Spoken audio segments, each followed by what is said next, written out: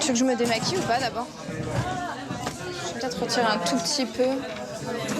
Ouais, peut-être les joues, parce qu'en fait, il faut vraiment faire les petits ronds, tu sais, aux joues. Pendant 2 ans, Juliette a dansé à Disneyland Paris dans la troupe du Roi Lion. Allez, hop là, hop. Aujourd'hui, c'est un autre costume qu'elle enfile. Encore un peu? Ouais, ça va. Non, ouais, ça va, on peut bouger les bras. Moi, je m'attendais pas à ce qu'on peut. Allez, hop. Ok, Malou, t'es prête? On vous laisse commencer à sortir dans le couloir. C'est surtout une toute autre piste de danse qu'elle s'apprête à fouler. C'est fou de se dire que je vais danser juste là. Celle de la célèbre Galerie des Glaces avec son parquet verni. Waouh! C'est pour pas que ça glisse, parce que ça glisse énormément. Donc on va éviter de tomber les 4 pattes. Ce serait dommage, donc on met un peu de colophane pour pas glisser. Bonsoir messieurs, dames, bienvenue. Exceptionnellement ce soir, le château est ouvert au public, N'hésitez pas à vous frayer un passage, les gens qui sont plus grands que vous comprendront très bien. mais uniquement pour ceux qui ont réservé de longue date.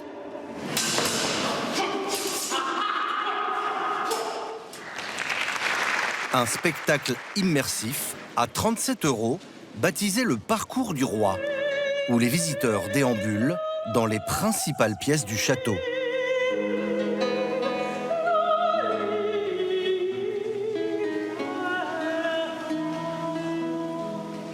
Avec, à chaque fois, une scénette qui recrée l'ambiance de la cour telle qu'elle était à l'époque du Roi Soleil. Chanteuse d'opéra, comédien, magicien, et le clou du spectacle, la danse de Marie-Antoinette et de ses courtisans.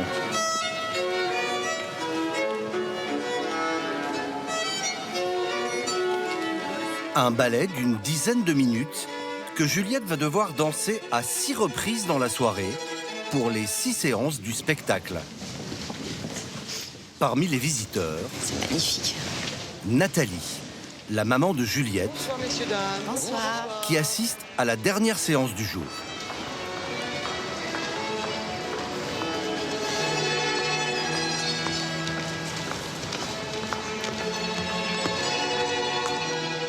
Elle est tellement belle. Entre les princesses de Disney et Versailles, il y a quand même pas mal de pans de l'histoire qui se sont déroulés à Versailles. Donc que ma fille, aujourd'hui, fasse partie d'un spectacle à Versailles, c'est quand même, c'est quand même une sacrée fierté pour une maman, en tout cas. C'est pas mal avec le feu d'artifice.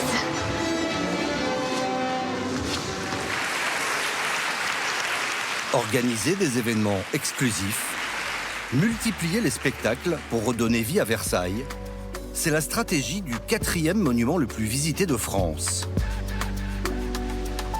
Grande zoo, concerts baroques, fêtes électro, des festivités qui ont généré 4 millions de bénéfices l'an dernier.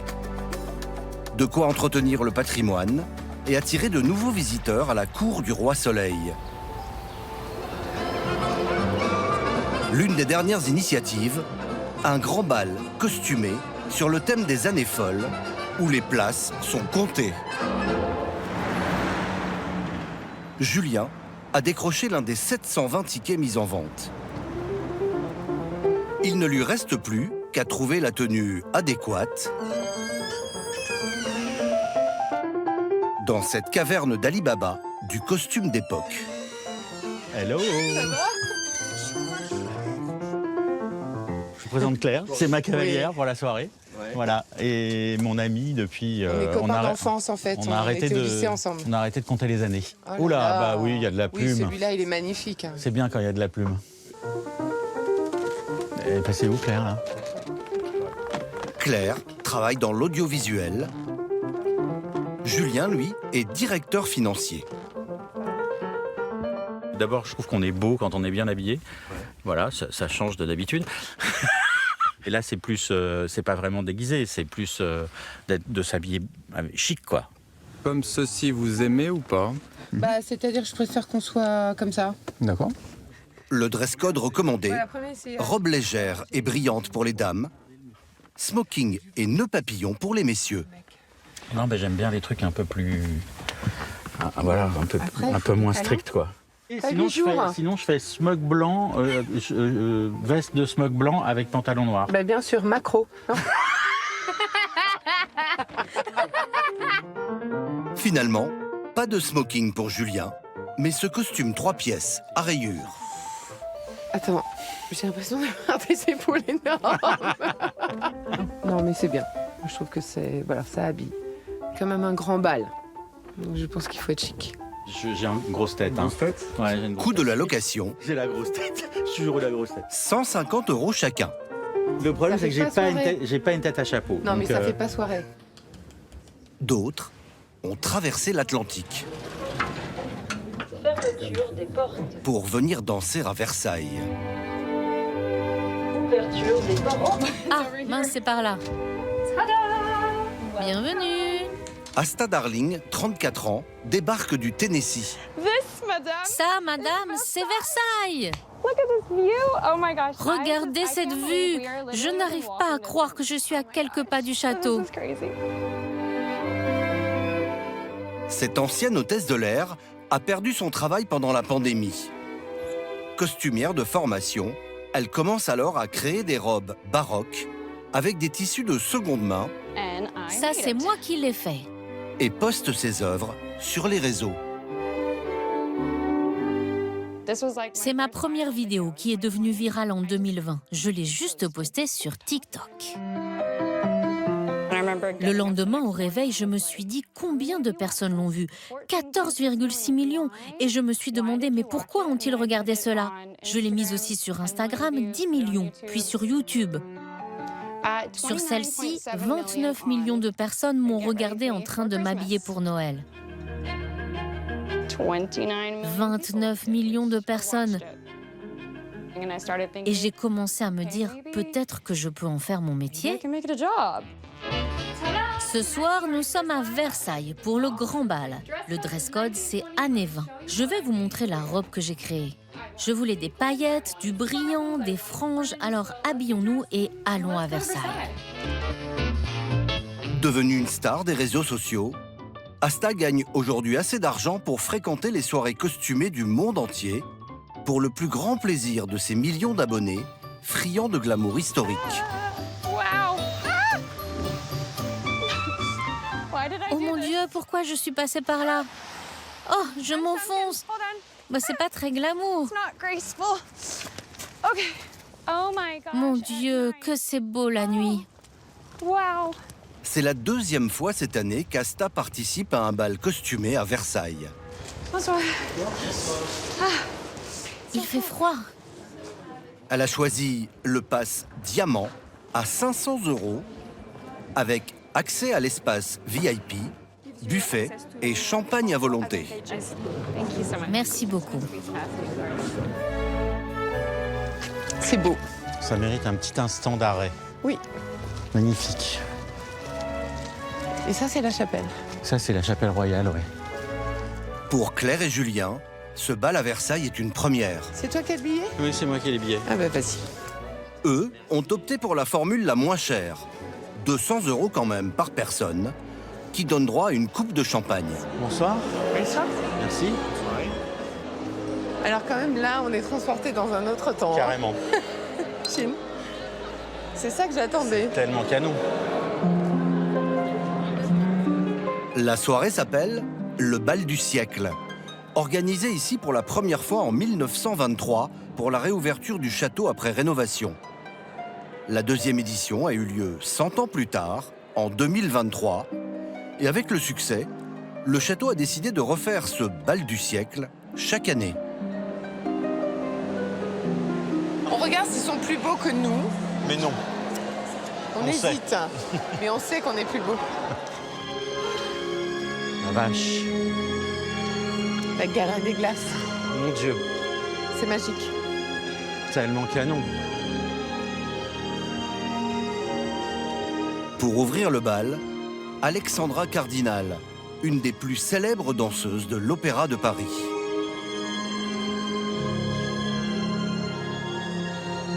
Pour mon papa, je veux bien que tu me fasses une photo de Bien moi sûr. dans la galerie. C'est pas mal. Merci. T'es pas trop dégueu. You are such LDP. Les participants viennent du monde entier. Angleterre, Brésil et surtout États-Unis. Je viens de l'Alaska. Vraiment, j'adore l'Alaska, c'est si joli. Et eux, ils viennent du Maryland. En 18 mois, c'est la 4e fois qu'Asta visite le château. On arrive dans ma pièce préférée, la chambre de Marie-Antoinette. Oh mon Dieu, que cette chambre est magnifique. La décoration est superbe. Les fleurs, les détails. Elle était définitivement la reine de la mode.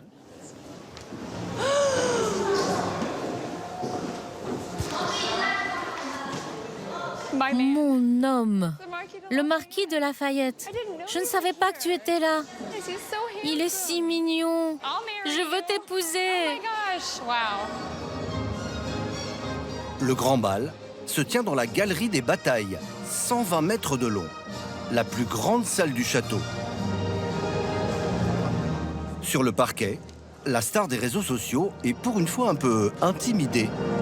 On peut y aller là? On peut y aller ou pas? Contrairement à Claire et Julien. Mais il y a des gens qui sont pas des danseurs là. Ah bah viens, vas-y. Non, je sais pas. Ah bah oui, mais alors on y va, on y va. On a le droit ou pas? Bah oui, oui, viens, viens. On s'en fout, on va bien voir. Par contre, les dames sont à droite. Hein. Par contre, je ne sais pas ce qu'il faut faire. Hein. Je ne sais pas. J'en perds la capeline. Marche. 1, 2.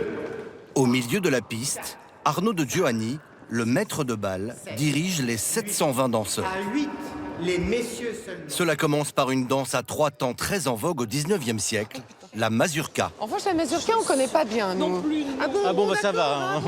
On est rassurés. Hein. Messieurs, 2 pas au centre. Première répétition, sans musique. Glissage, glissage. Je vais me péter la gueule. Une glissade à gauche et j'admire madame. Ah, j'admire madame. Ça, ça, à droite, je contente, j'admire, et madame passe encore. J'ai déjà fait n'importe quoi.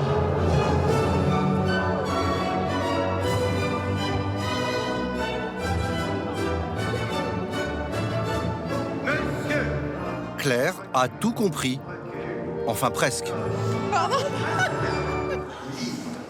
Sur la piste, sous les ordres du maître de bal, des cavaliers en écharpe rouge s'assurent que toutes ces dames ont un partenaire.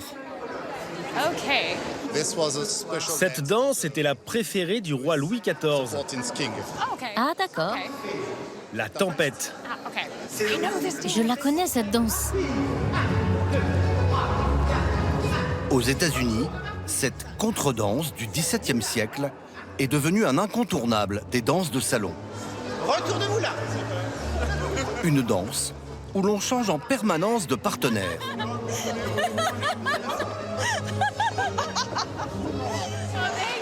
Merci, je l'ai fait.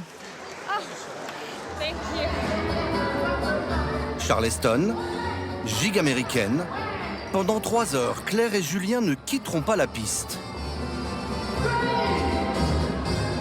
De son côté, Asta profite de l'espace VIP, dans un salon habituellement fermé au public.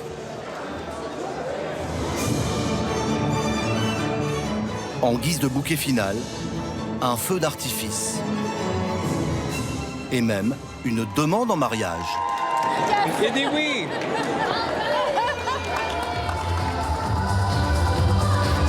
Minuit, la résidence royale se transforme en discothèque. Pour Claire et Julien, dernière coupe de champagne à 12 €.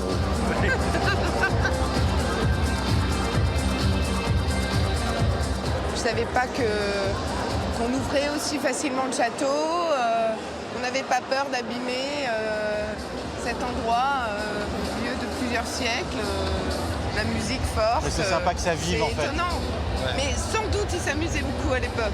Parce que pour avoir une salle de bal comme ça veut dire que vraiment, ils s'amusaient énormément. Asta Darling a déjà prévu de revenir à Versailles pour les fêtes galantes. Une soirée costumée où elle incarnera cette fois son idole, Marie-Antoinette. Première question. À côté de kiosque des Noctambules. Là-bas? Ouais, elle est là. C'est un écrin dont le nom fait rêver, mais que même les Parisiens connaissent mal. Que symbolisent, à votre avis, les deux coupoles, l'une rouge et l'autre bleue? Alors, C'est facile. alors qu'est-ce que c'est? Alors? Le soleil. Ah, bah oui, la lune et le ciel. Et les colonnes de Buren. Allez. Mathilde et Michel habitent Montmartre. Avec Paul, leur fils de 7 ans, ils ont téléchargé sur Internet pour 20 € un jeu de piste sur le Palais Royal. On est cap ou on n'est pas cap? Un qui se tient et l'autre qui tire. 2 heures ponctuées d'énigmes et de défis ludiques. Ah, c'est bon. T'as gagné. Le canon, il est où? Regarde sur ton... C'est bon, j'ai trouvé. Il est là. Ah ouais. Le mini-canon. Moi, ce qui me paraît bizarre, c'est que le canon, il est minuscule, alors que d'habitude, les canons, en vrai, ils sont pas minuscules. Minuscule, le jardin, lui, ne l'est pas. Un domaine de 2 hectares, édifié par Richelieu en 1628.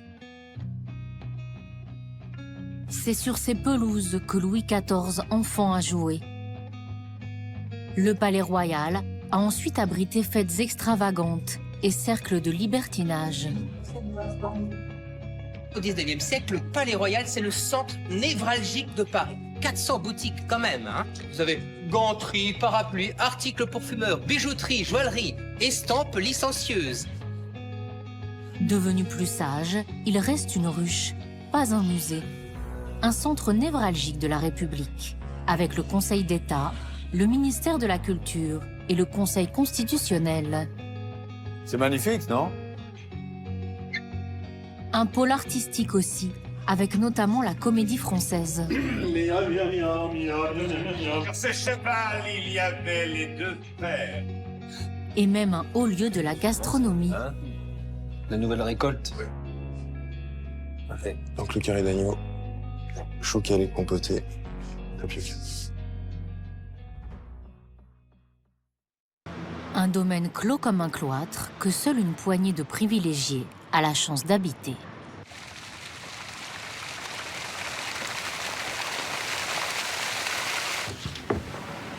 Chaque matin, depuis 40 ans, Claude Helleux médite face à la fontaine.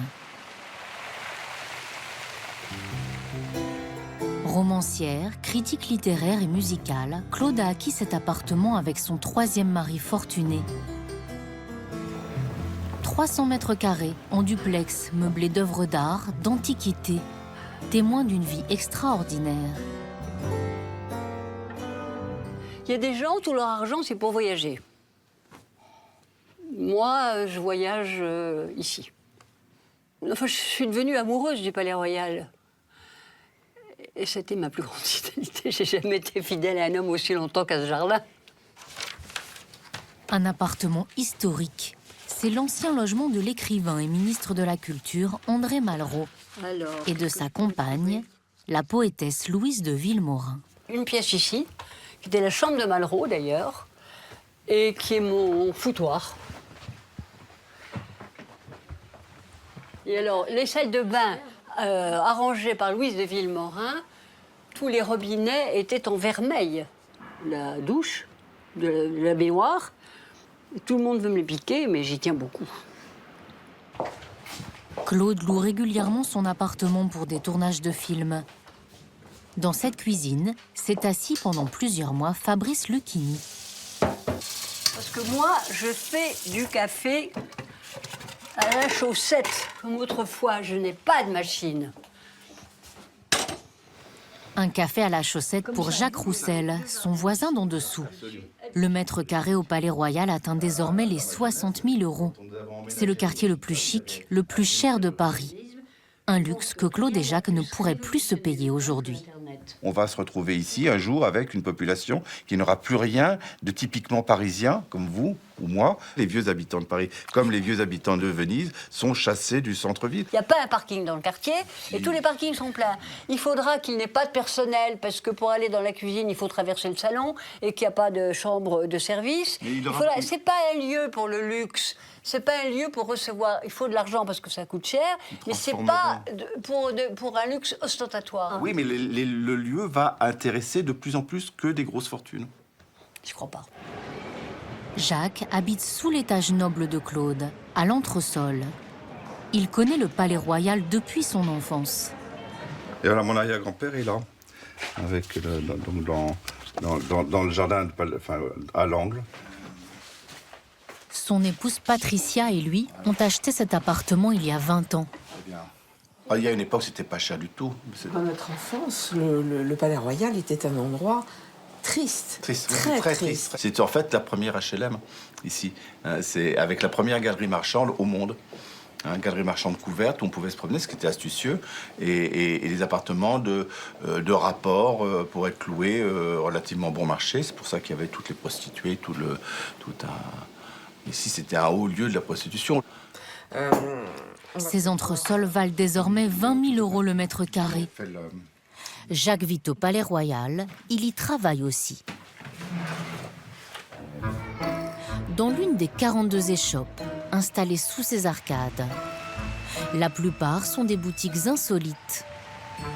Il n'a que quelques dizaines de mètres à parcourir à travers les jardins pour rejoindre sa caverne d'Ali Baba. Sur 80 mètres carrés, 200 000 figurines de BD et soldats de plomb. On y vient de la terre entière. Ses clients sont écossais. Elle est très belle. Ma maison est remplie de Tintin. Et de Capitaine Haddock aussi. You look like Captain Haddock. On vient de Washington. J'ai découvert cette boutique lorsque j'étais enfant et je voulais absolument emmener mon fils ici. Tu veux un cheval ou un alligator? Un alligator. La plupart des figurines de plomb sont sculptées puis coulées au sous-sol, dans les entrailles du Palais Royal, par Benjamin, 32 ans. Il prend peu à peu la relève de Jacques et Patricia. Alors ça, c'est une figurine d'un personnage incarné par Antoine de Caunes. Il nous a demandé, écoutez, faites-moi en Didier Lambrouille. Hélène, sa compagne, peint ensuite la figurine. L'animateur télé et homme de cinéma n'a plus qu'à venir chercher sa commande. Ah ouais, bien. Bien. La boîte de baseball en métal, on a trouvé que c'était plus sympa. Ouais, très bien, ça me plaît beaucoup. Non, mais c'est émouvant. J'ai l'impression d'être un petit soldat napoléonien. Parce que je peux pas... Une figurine sur mesure coûte 300 €. Juste à côté, un autre bric-à-brac, celui-là réservé aux fumeurs. Même les chefs d'État se fournissent dans l'antre de Raquel Van Gogh. Je ne sais pas si vous avez exactement ce que je cherche. En fait, c'est pour mon grand-père. Ah, ok, d'accord. Mon anniversaire. Fêté 90 ans. C'est là, vous voyez? Celle-ci me plaît bien, oui. Après avoir été informaticienne, puis chanteuse aux côtés de Jean-Jacques Debout, Raquel vend des pipes de collection depuis 25 ans. Le pape Jean-Paul II lui en avait acheté une.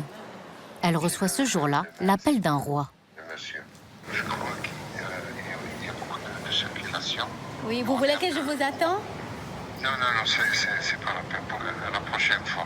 Ah, d'accord. Le roi Mohamed VI est un habitué. Mais si vous voulez, je peux vous envoyer aussi par WhatsApp ou ce que vous voulez, je peux vous envoyer ce que j'ai, si ça vous plaît. D'accord. D'accord? Raquel filme avec son téléphone une sélection de briquets et fume cigarette. C'est là, c'est de l'ombre, argent et or. Des objets qu'elle expédiera au monarque marocain lorsqu'il aura fait son choix.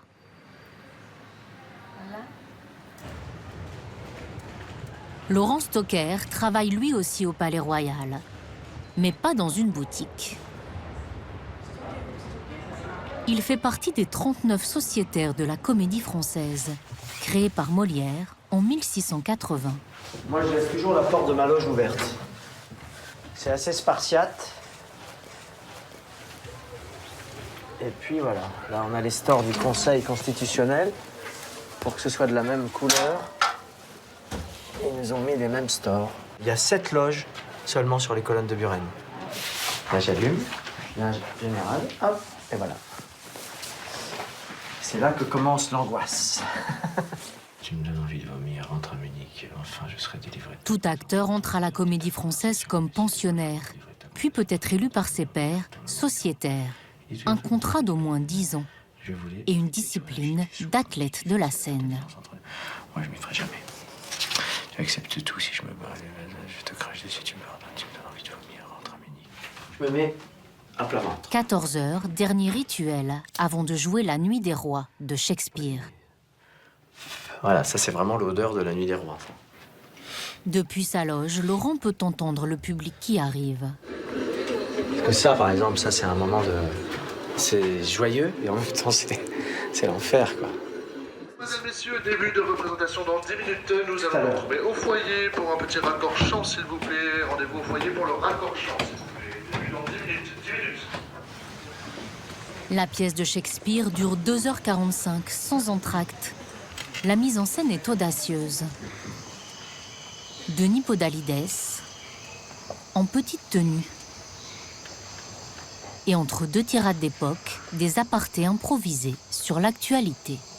Alors, dis donc, Andrew, tu as vu qu'en ce moment, les gilets jaunes bloquent tout un peu partout. Ouais, tu vois, et là, tu vois, moi j'ai un pourpoint doré, c'est l'ancêtre du gilet jaune. Ah ouais.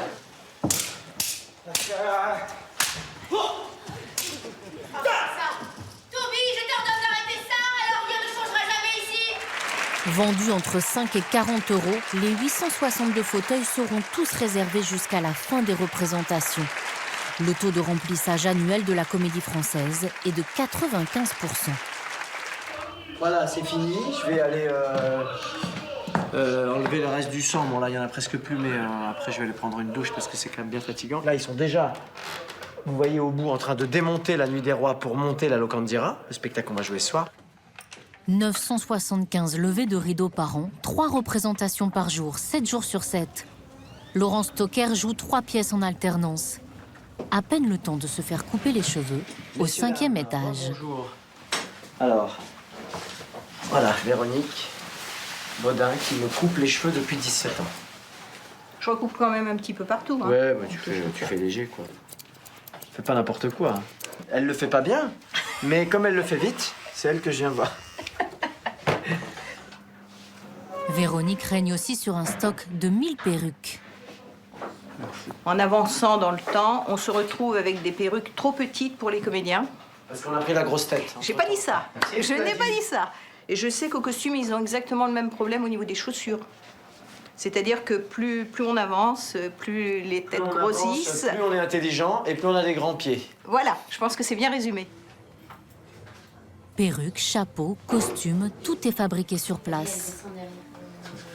L'unique troupe permanente de France emploie 500 salariés, 70 métiers d'art différents. On fait aussi de la plomberie pour un futur projet, Galilée. Et donc on est déjà en train de préparer une baignoire en zinc trouvée sur le Bon Coin, qui nous aide beaucoup. On trouve beaucoup de choses sur le Bon Coin. Et on doit essayer d'installer tout un système d'évacuation sur le plateau pour pouvoir la vider en scène. Il y a un vieux gramophone qui a servi sur plein de pièces. Donc là on est en train d'essayer de le réparer pour que le plateau tournant refonctionne. Il m'a barré. Laurent Stocker se maquille pour la Locandiera, son 2e rôle de la journée. 13,83. Oui, Stéphanie, c'est Laurent Stocker. Il me manque le tablier de Fabrizio. Tu peux le dire à Alix qu'elle le descende. Merci beaucoup. Voilà, donc là, je regarde si mes accessoires sont prêts. C'est-à-dire que moi, je ne suis pas fumeur dans la vie, mais j'ai des cigarettes roulées sans tabac, que je vais allumer subrepticement avec un briquet moderne aussi, même si on est au XVIIIe siècle. C'est du toc, tout ça. Voilà, Michel Villermoz. Voilà. Il fait 3 spectacles en même temps, il va en répéter un autre. Il a 6 enfants en bas âge, 3 pensions alimentaires. On n'a jamais vu ça. On ne sait pas comment il fait. Qu'est-ce que vous désirez, monsieur? Qu'est-ce que c'est que ce vacarme? On ne se conduit pas comme ça dans une auberge honorable. L'acteur joue 8 fois par semaine, week-end compris. Au sommet de la hiérarchie des sociétaires, il touche 3 800 € par mois. Plus un cachet de 100 € par représentation.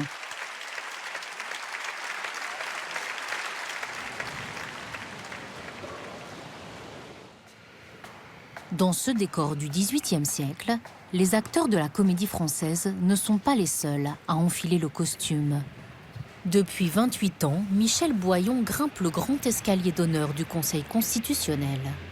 Ça, c'est la veste copie. Avant d'enfiler sa tenue d'apparat d'huissier de la République.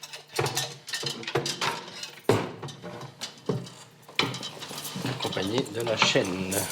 C'est une médaille donc avec Marianne. Ça, c'est la touche finale. Ce qui fait que maintenant, je suis prêt. Les membres du Conseil constitutionnel. Bonjour à tous. Michel a travaillé avec Simone Veil ou Robert Badinter. Aujourd'hui, il assiste Laurent Fabius et les 8 autres juges suprêmes de la République, dont Lionel Jospin. Ils rendent une centaine de décisions par an. Nous allons d'abord entendre Maître Pivnica, avocat au Conseil, qui représente Madame Muriel Boll, partie requérante. Dans sa garde à vue de 1984, Muriel Boll, personnage clé de l'affaire du petit Grégory, avait accusé Bernard Laroche. Mais elle demande aux sages d'annuler cette garde à vue, qui à l'époque a eu lieu sans avocat. Comment ne pas éprouver une tristesse inextinguible devant la mort d'un enfant? En revanche, Muriel Boll, elle a été entendue en garde à vue sans aucune de ses garanties. Elle a sagement dit ce qu'on attendait d'elle, sans qu'on lui explique qu'elle avait le droit de se taire. Maintenant, nous allons entendre Maître Claire Vaquet, qui représente Monsieur et Madame Villemain, partie en défense. Maître, nous vous écoutons. Ce n'est pas une enfant, Muriel Boll. C'est une adolescente qui a 15 ans révolue. Elle n'est pas particulièrement naïve, pas particulièrement confiante. Elle dit à ce moment-là des choses devant les gendarmes qui l'interrogent tout à fait correctement. Qu'est-ce qu'elle dit, Muriel Boll, dans cette garde à vue? Vous savez ce qu'elle dit dans cette garde à vue? C'est que Bernard Laroche a enlevé le petit Grégory. Nous rendons notre décision publique le 16 novembre prochain à 10h. L'audience est levée. Les sages et les 65 juristes dirigés par Jean Maillat, le secrétaire général, se prononcent sur tout type de loi. Égalité homme-femme, droit de grève ou encore fin de vie, en conformité avec ce texte, conservé comme une relique. Un exemplaire de la Constitution de 1958, avec ce sceau. Un sceau en cire. Et voici donc les premiers mots de la Constitution de 1958. L'immense bureau du président Laurent Fabius donne sur les jardins du Palais Royal. Quand je montre le site à des visiteurs étrangers, d'anciens collègues, tant où j'étais ministre des Affaires étrangères, leur réaction est toujours la même. Ah, la France. Laurent Fabius s'émerveille encore face à ce décor incroyable. Venez. Ça, c'est la salle à manger. La salle à manger. Et ça, c'est le grand salon qui est très beau. Derrière une tapisserie, les Monuments de France viennent de restaurer une salle, sorte de passage secret entre le Conseil constitutionnel et la Comédie Française. On murmure que les membres de la Cour des comptes, autrefois installés ici, passaient par cette pièce pour rendre discrètement des visites galantes aux comédiennes du théâtre. De l'autre côté du jardin, comme à travers un miroir, une autre institution, gastronomique cette fois. Le Grand Véfour, les mêmes dorures, rosaces, guirlandes de stuc et allégories alanguies, glorifiant le plaisir des sens. Allez, des plateaux, là, on débarrasse la fin, là. Allez, on y va. C'est dans ce restaurant qu'a été inventé il y a 200 ans le repas à la carte. Auparavant, il n'y avait que des tables d'hôtes avec menu imposé. On met un coup sur la 5, j'ai enlevé un couvert et il y a la trace qui reste. Sartre, Zola, Hugo, Bonaparte et Joséphine avaient leur table attitrée ici. Vous les vendrez ?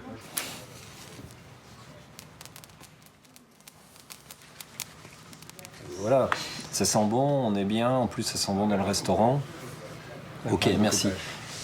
Tous les 3 mois, Guy Martin, chef doublement étoilé et propriétaire de l'établissement, teste les recettes de sa nouvelle carte. Il manque un petit peu de vigueur, peut-être augmenter un peu le fruit de la passion, 1 ou 2 tours de poivre du moulin qu'on pourrait mettre en cuisine. Le carré d'agneau de Lozère, chouquel, perles de tapioca et baies de passion sera proposé à 99 €. Natif de Savoie, Guy Martin est arrivé ici en 1991. Quand j'ai poussé la porte là de ce grand Véfour, je suis tombé mais red dingue amoureux de cet endroit. Je me suis dit, c'est juste incroyable. Avant le service, l'équipe déjeune à tour de rôle dans la salle classée. Ça fait 30 ans qu'on vit ensemble. Vous vous rendez compte? On a plus vécu ensemble qu'avec nos femmes. Et alors? Marc est premier maître d'hôtel. L'âge de la retraite approche. Je suis pas pressé, j'aime trop, quoi. J'ai trop aimé. J'ai trop passé de temps ici. Pour moi, c'était une vie, donc 33 ans. J'arrive maintenant à servir des enfants de clients que je servais à mes débuts ici. Voilà, il y a des rencontres incroyables. Monsieur Mastroianni, avec Sophia Loren, ici. Roger Moore, l'anniversaire de Roger Moore, tu te souviens aussi? Ah oui, ça c'était fantastique. Ça c'était super aussi. Son collègue Romain, chef sommelier, a aussi servi David Bowie, Madonna ou Sharon Stone. Alors, nous, pour les rencailles, il faut traverser la cuisine. 35 cuisiniers mitonnent des produits d'exception. Saint-Jacques, homard, Super belle truffe. caviar. La cave, elle, abrite 11 000 pépites. Hop là. Là, c'est les plus belles bouteilles qu'on peut trouver au restaurant Le Grand Véfour, avec toutes les Romanée Conti, la tâche. Ouais, sur la carte des vins, la Romanée Conti, ça coûte 21 000 €. Et la plus vieille bouteille du restaurant, elle a quand même déjà plus d'1 siècle. Celle-ci, c'est une bouteille de collection, elle vaut aussi 21 000 €. Au Conseil constitutionnel, c'est le jour du délibéré, dans ce qui fut le salon de la princesse Marie-Clotilde de Savoie. Valéry Giscard d'Estaing, ancien président de la République, est membre à vie.